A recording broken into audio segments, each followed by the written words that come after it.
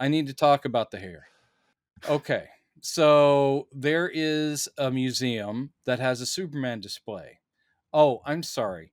There is a mall food court that has a big Superman statue in it. It's the same goddamn mall. This museum, this lady is like, Superman graciously gave us one of his hairs that we're using to hold up this 1,000-pound weight. That's just to show you how strong he is. And then Luther and Lenny show up. That would have been a great show. Luther and Lenny show up, and Luther, he's just got some bolt cutters.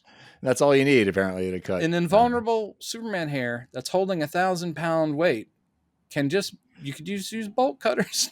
Yeah. Like, why isn't he like going like the edge of this is coated with fine kryptonite dust or something? I mean, anything, but no, he just goes clip. Yeah, that would have made a lot more sense if it was actually like scissors made out of kryptonite or something. Like if anyone thought about something. Yeah, but no, he just clips it and then is like, plus I like the fact they're able to just like smash a display, get the hair and get out. No one's bothering him. Nobody cares.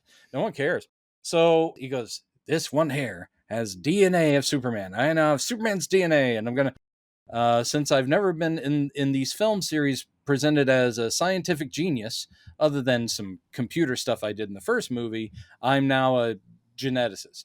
And so he goes, look, Superman gets his powers from the sun.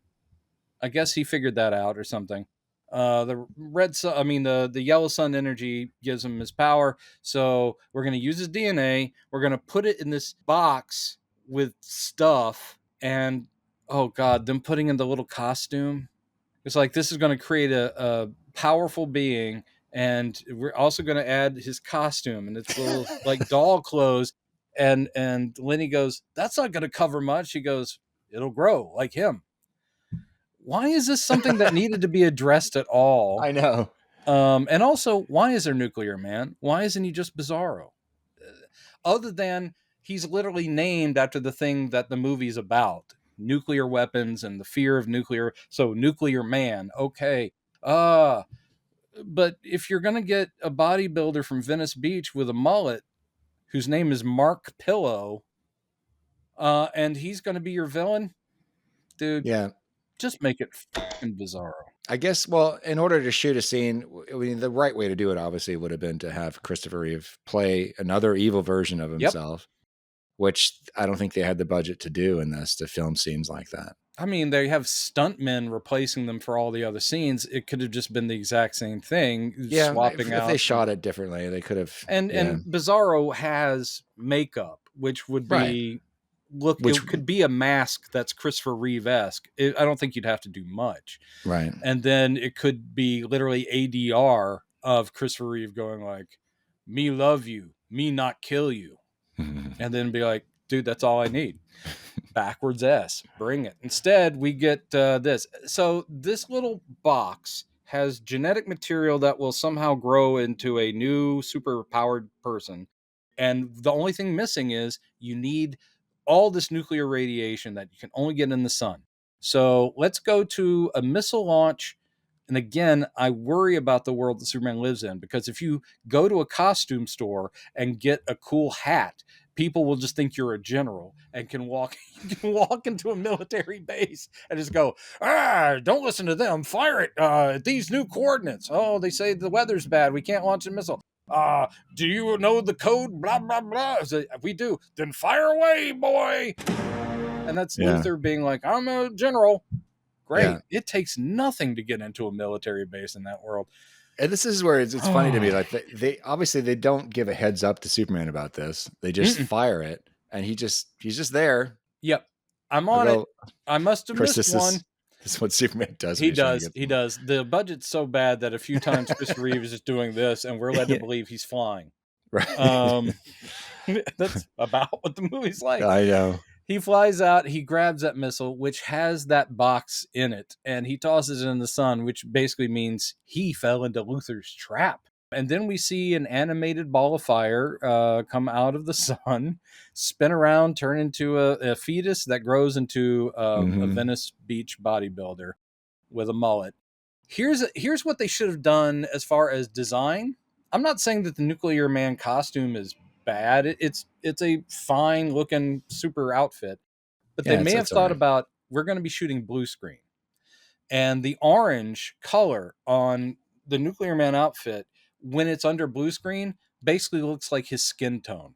It literally looks like a naked man is flying around for a lot of, anytime he's flying, it looks like his own natural skin. So you're like going, Jesus, guy in a, slingshot bikini is out there flying around. I was like, that orange doesn't look orange anymore. It just looks like skin, and it looks disturbing. Oof.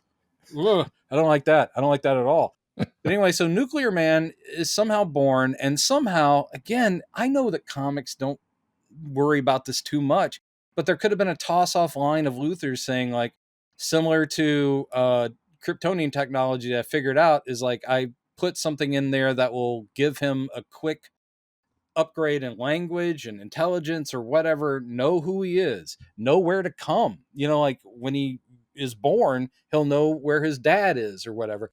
Instead, Nuclear Man forms out of the sun immediately with the little costume on that they put in the box, and he knows to fly to Metropolis and to a particular skyscraper, and then he shows up, and Luthor's like, there he is, there's my boy. And he's like, nope, I'm better than you, you're not my dad. And he goes, oh, let's talk about that. Come over here, Nuclear Man. Oh, by the way, we should say, I guess Luthor's own DNA must be mixed in. And actually, the comics did use that later on. Let's not forget that Connor Kent, that was introduced later, was a genetic blend of Luthor and Superman. I am the father now. You have my voice. And I feel really bad for Gene Hackman. I kept, for the whole movie, imagining Gene Hackman in a little vocal booth. Yeah. At like on the one afternoon, it could have only, not even an afternoon, 30 minutes on a lunch break going like, where is the woman? Yeah.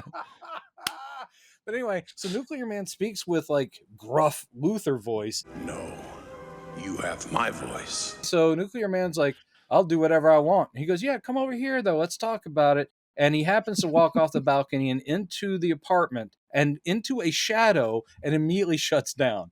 Yeah. Going, this is a bad design for a super villain that literally any shade at worst all. weakness ever. But nobody's perfect. It's like the Wicked Witch of the West in water. Like the whole thing with the fight later, he could have taken off his cape and held it over Nuclear Man. Nuclear Man would have shut down. He could have grabbed an umbrella. That would have been the end of the fight. Yes. Nuclear Man is powered by the sun, and he gets into shade and he shuts down. And then Luthor is proud of that. He goes, you see, he can't control us because I know his weakness, which is darkness. And then he's like, oh, cool. Okay. Oh, no. And then, I don't know, some other stuff happens, and then the movie ends. Nice try, Brendan.